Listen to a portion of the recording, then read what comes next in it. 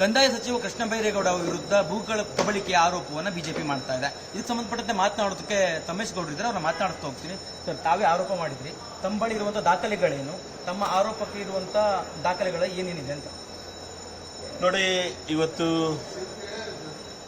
ಕೃಷ್ಣ ಬೈರೇಗೌಡರಿಗೆ ಸಂಬಂಧಪಟ್ಟಂತೆ ನೈಜರಾಗಿ 20 ಎಕರೆ 16 ಕುಂಟೆ ಒಂದು ಜಾಗ ಮತ್ತು 1 ಕುಂಟೆ ಇರತಕ್ಕಂಥ ಒಂದು ಜಾಗ, ಒಟ್ಟು 21 ಕುಂಟೆ 21 ಎಕರೆ 16 ಕುಂಟೆ ಜಾಗದ ಒಂದು ಸರ್ಕಾರಿ ಜಮೀನನ್ನು ಮಾನ್ಯ ಕೃಷ್ಣ ಬೈರೇಗೌಡರು ಅವರ ಖಾತೆಗೆ ಮಾಡ್ಕೊಂಡಿದ್ದಾರೆ. 2024ರಲ್ಲಿ ಅವರ ಹೆಸರು ಖಾತೆ ಮತ್ತು ಪಾಣಿ ಬಂದಿದೆ. ನಾನು ಮಾನ್ಯ ಕೃಷ್ಣ ಬೈರೇಗೌಡರಲ್ಲಿ ಒಂದು ಪ್ರಶ್ನೆಯನ್ನು ಮಾಡ್ತೇನೆ.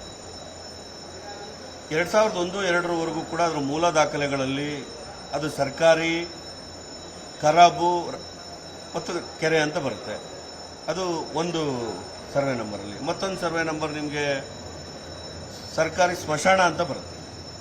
ಆದರೆ 2001 ಮತ್ತು 2ರಲ್ಲಿ ಒಂದು ಇಮಾಮ್ ಆಕ್ಟ್ನ ಒಂದು ದಾಖಲೆಯನ್ನು ಹಾಕ್ತೀರಾ. ಅದರ ಪ್ರಕಾರವಾಗಿ ನಿಮಗೆ 2 ಸರ್ವೆ ನಂಬರ್ನ ಈ 21 ಎಕರೆ 16 ಕುಂಟೆ ಜಾಗ ನಿಮಗೆ ಸೇರಿದ್ದು ಅಂತಕ್ಕಂಥ ಖಾತೆಯನ್ನು ಆಗ ಆ ಸಂದರ್ಭದಲ್ಲಿದ್ದಂಥ ನಿಮ್ಮ ಕುಟುಂಬಸ್ಥರು ಮಾಡ್ಕೊಳ್ತಾರೆ. ಮೂಲ ದಾಖಲೆಗಳಲ್ಲಿ ಸರ್ಕಾರಿ ಅಂತ ಇದ್ದಂಥ ಸಂದರ್ಭದಲ್ಲಿ, ಖರಾಬು ಅಂತ ಇದ್ದಂಥ ಸಂದರ್ಭದಲ್ಲಿ, ಕೆರೆ ಅಂತ ಇದ್ದಂಥ ಸಂದರ್ಭದಲ್ಲಿ, ಅದು ಸ್ಮಶಾನ ಅಂತ ಇದ್ದಂಥ ಸಂದರ್ಭದಲ್ಲಿ ಯಾವ ಅಧಿಕಾರಿಗೂ ಕೂಡ ಯಾವ ವ್ಯಕ್ತಿಗೆ ಖಾತೆಯನ್ನು ಮಾಡೋದಕ್ಕೆ ಬರಲ್ಲ. ಸರ್ಕಾರದ ಯಾವ ಹಂತದ ಅಧಿಕಾರಿಗೂ ಕೂಡ ಆ ಅಧಿಕಾರ ಇರಲ್ಲ. ಆದರೆ ಇವರೊಬ್ಬ ತಹಸೀಲ್ದಾರ್ ಆರ್ಡರ್ ಅನ್ನು ಇಟ್ಟು ಇವರ ಹೆಸರಿಗೆ ಖಾತೆಯನ್ನು ಮಾಡ್ಕೊಳ್ತಾನೆ. ಮಾಡ್ಕೊಂಡ್ಮೇಲೆ ಇವರೊಬ್ಬ ಕಂದಾಯ ಮಂತ್ರಿಯಾಗಿ ಜಮೀನಿನ ದಾಖಲೆಗಳೇನು ಅಂತ ಇವ್ರಿಗೆ ಗೊತ್ತಿದೆ. ಯಾವ್ಯಾವ ದಾಖಲೆಗಳು ಇಮಾಮ್ ಆಕ್ಟ್ ಪ್ರಕಾರವಾಗಿ ಯಾರಿಗೆ ಕೊಡಕ್ಕೆ ಬರುತ್ತೆ, ಕೊಡಕ್ಕೆ ಬರಲ್ಲ ಅಂತಕ್ಕಂಥ ಕಾಮನ್ ಸೆನ್ಸು ಇವ್ರಿಗಿದೆ, ಆ ನಾಲೆಡ್ಜು ಇವ್ರಿಗಿದೆ. ಅಧಿಕಾರಿಗಳಿಗೆ ಅಷ್ಟು ಮಾಹಿತಿಯನ್ನು ಇವ್ರಿಗೆ ಕೊಟ್ಟಿರ್ತಾರೆ. ಇಷ್ಟೆಲ್ಲ ಮಾಹಿತಿ ಇದ್ರೂ ಕೂಡ ಇವ್ರು ಹಿಂದೆ ಆಗಿರ್ತಕ್ಕಂಥ ತಪ್ಪನ್ನು ಈಗ ಹೇಳ್ತಿದ್ರಂತೆ. ಮೊದಲು ಮಾಧ್ಯಮಕ್ಕೊಂದು ಹೇಳಿಕೆ ಕೊಟ್ಟವ್ರು. ಏನಂದ್ರೆ ಅವ್ರು ಹೇಳಿರುವಂತದ್ದು ಪಿತ್ರಾರ್ಜಿತ ಆಸ್ತಿ, ಅದು ಸುಮ್ಮನೆ ಆರೋಪವನ್ನು ಬಿಜೆಪಿ ಮಾಡ್ತಾ ಇದ್ದಾರೆ ಅಂತ ಅವ್ರ ಆರೋಪ. ಸರ್, ಪಿತ್ರಾರ್ಜಿತ ಆಸ್ತಿ ಅಂತಾದ್ರೆ ಫೋರ್ಜರಿ ರೆಕಾರ್ಡ್ಸ್ ಮಾಡ್ಕೊಂಡಿರ್ತಕ್ಕಂಥ ಆಸ್ತಿಯನ್ನು ನೀವು ಒಬ್ಬ ಕಂದಾಯ ಮಂತ್ರಿಯಾಗಿ ಒಪ್ಕೊಳ್ತಿರೋದನ್ನ ನೀವೊಂದು ಈ ಖಾತಾ ಮಾಡಬೇಕಾದ್ರೆ ಒಂದು 30-40 ಸೈಟ್ಗೆ ಜಾತಕ ಕೇಳ್ತೀರಾ. ಏನೋ ಒಂದು ಸ್ಪೆಲ್ಲಿಂಗ್ ಮಿಸ್ಟೇಕ್ ಇದ್ರೆ ನೀವೇನು ಮಾಡಲ್ಲ. ಹಂಗಿದ್ದಾಗ ಮೂಲ ದಾಖಲಾತಿಗಳಲ್ಲಿ ಎಲ್ಲ ದಾಖಲಾತಿಗಳಲ್ಲಿ ಸರ್ಕಾರಿ ಅಂತ ಬರ್ತಾ ಇದ್ರು ಕೂಡ ಅಲ್ಲಿ ಖರಾಬು, ಕೆರೆ, ಸ್ಮಶಾನ ಅಂತ ಬರ್ತಾ ಇದ್ರೆ ಹೊಸ ದಾಖಲಾತಿಗಳಲ್ಲಿ ನಿಮ್ಮ ಹೆಸರಿಗೆ ಹೆಂಗ್ ಸರ್ ಆ ಪ್ರಾಪರ್ಟಿ ಕೂತ್ಕೊಳ್ತದೆ? ಹೆಂಗ್ ಕೂತ್ಕೊಳ್ತದೆ ಪ್ರಾಪರ್ಟಿ? ನೀವೇ ಹೇಳ್ಬೇಕಲ್ಲ ಉತ್ತರ.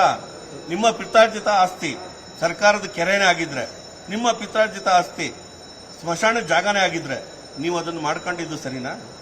ಅದು ನಿಮ್ಮ ಹೆಸರಿಗೆ ಆ ಜಾಗವನ್ನು 21 100 ಕೋಟಿ ಬೆಲೆ ಬಾಳೋ ಅಂತ 21 ಎಕರೆ 16 ಕುಂಟೆ ಜಾಗವನ್ನು ನಿಮ್ಮ ಹೆಸರಿಗೆ ಮಾಡ್ಕೊಂಡಿದ್ದೀರಾ, ಇದು ಸರಿನಾ? ಇದನ್ನು ಒಪ್ಪುವಂತದ ಒಬ್ಬ ಕಂದಾಯ ಮಂತ್ರಿಯಾಗಿ ಮಾಡೋ ಕೆಲಸನ? ನೀವೇ ಹೇಳ್ತೀರಾ ಇಡೀ ರಾಜ್ಯಾದ್ಯಂತ ನಾನು ಸರ್ಕಾರಿ ಜಾಗವನ್ನು ಉಳಿಸ್ತೇನೆ, ಯಾರ್ಯಾರು ಅಕ್ರಮವಾಗಿ ಏನು ಅತಿಕ್ರಮಣ ಮಾಡ್ಕೊಂಡಿರ್ತಾರೋ ಅದನ್ನೆಲ್ಲ ವಶಕ್ಕೆ ಪಡಿತೇನೆ ಅಂತ ಅಭಿಯಾನಗಳಂತ ಮಾಡ್ತಿರಲ್ಲ. ನೀವೇ ಆಕ್ರಮಿಸ್ಕೊಂಡಿರ್ತಕ್ಕಂಥ, ನೀವೇ ಇವತ್ತು ಸರ್ಕಾರಿ ಜಾಗ ನುಂಗಿರ್ತಕ್ಕಂಥ, ಅದು ನಿಮ್ಮ ವಂಶಸ್ಥರೇ ನುಂಗಿರ್ತಕ್ಕಂಥ ಜಾಗವನ್ನು ವಾಪಸ್ ಕೊಡಬೇಕಾದಂಥ ಜವಾಬ್ದಾರಿ ಯಾರ್ದು? ವಾಪಸ್ ಕೊಡಬೇಕು ಅನ್ನೋದು ನಮ್ಮ ಆಗ್ರಹ.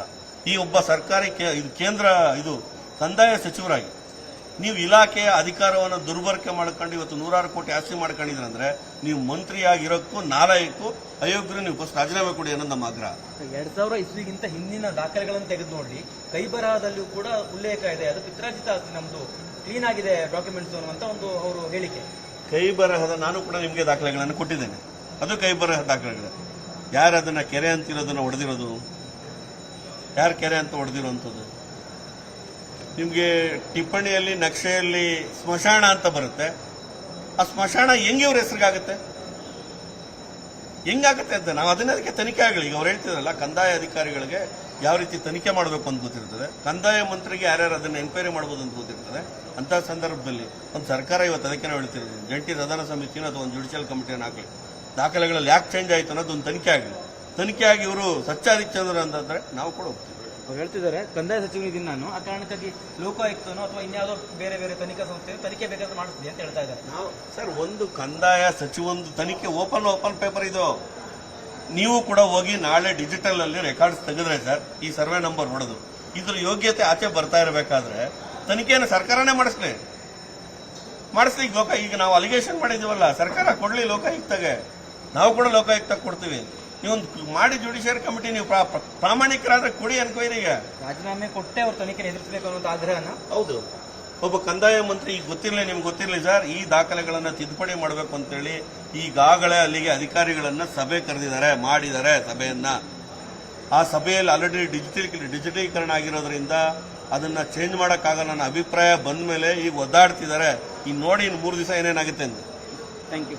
ಇದಿಷ್ಟು ಕಂದಾಯ ಸಚಿವರಾಗಿರುವಂತಹ ಕೃಷ್ಣ ಬೈರೇಗೌಡರ ವಿರುದ್ಧ ಆರೋಪ ಮಾಡಿರುವಂತಹ ತಮ್ಮೇಶ್ ಗೌಡರು ಹೇಳ್ತಿರ್ತಕ್ಕಂಥ ಮಾತು. ಪ್ರಮುಖವಾಗಿ ಕೃಷ್ಣ ಬೈರೇಗೌಡರು ಈ ಒಂದು ಅಕ್ರಮದಲ್ಲಿ ಎಸಗಿದ್ದಾರೆ ಅನ್ನುವಂಥ ಆರೋಪವನ್ನು ಮಾಡ್ತಾ ರಾಜೀನಾಮೆ ಕೊಟ್ಟೆ ಅವರು ತನಿಖೆಯನ್ನು ಎದುರಿಸಬೇಕು ಅನ್ನುವಂಥ ಮಾತನ್ನ ಹೇಳ್ತಾ ಇರುವಂತದ್ದು. ವಿಶ್ವನಾಥ್ ಜೊತೆ ಕಾರ್ತಿಕ್, ನ್ಯೂಸ್ ಕನ್ನಡ, ಬೆಂಗಳೂರು. ನಿರ್ಭೀತ, ನಿಷ್ಪಕ್ಷಪಾತ, ವಿಶ್ವಾಸಾರ್ಹ ಸುದ್ದಿಗಳಿಗೆ ಮತ್ತೊಂದು ಹೆಸರಾಗಿರೋ ನ್ಯೂಸ್ 18 ಕನ್ನಡ ಈಗ ಆಪ್ನಲ್ಲೂ ಲಭ್ಯ ಇದೆ. ದಯವಿಟ್ಟು ಇಲ್ಲಿರೋ QR ಕೋಡ್ ಅನ್ನ ಸ್ಕ್ಯಾನ್ ಮಾಡಿಕೊಂಡು ಆಪ್ ಡೌನ್ಲೋಡ್ ಮಾಡೋದಕ್ಕೆ ಮರಿಬೇಡಿ. ನಿಮ್ಮ ಬೆಂಬಲ ಹೀಗೆ ಸದಾ ನಮ್ಮೊಂದಿಗಿರಲಿ. ಧನ್ಯವಾದ.